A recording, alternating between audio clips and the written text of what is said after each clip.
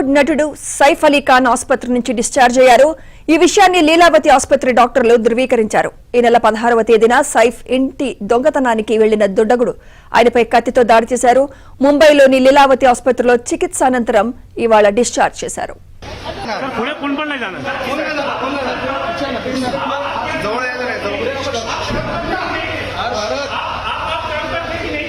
బాలీవుడ్ నటుడు సైఫ్ అలీ ఖాన్ ఆసుపత్రి నుంచి డిశ్చార్జ్ అయ్యారు. ఇదే అంశంపై మరింత సమాచారం మా ప్రతినిధి సతీష్ అందిస్తారు. సతీష్, ముంబై లీలావతి హాస్పిటల్ నుంచి డిశ్చార్జ్ అయ్యారు బాలీవుడ్ నటుడు సైఫ్ అలీ ఖాన్. గురువారం రాత్రి 2:30 సైఫ్ నివాసంలో చోరీకి వచ్చిన దొంగ అదే సమయంలో సైఫ్ అలీ ఖాన్ పైన అటాక్ చేశారు కత్తితో. దాదాపు ఆ ఘటనలో 6 గాయాలు కూడా అవడం అత్యంత వెంటనే ఆయనను ముంబై లీలావతి హాస్పిటల్ తరలించారు.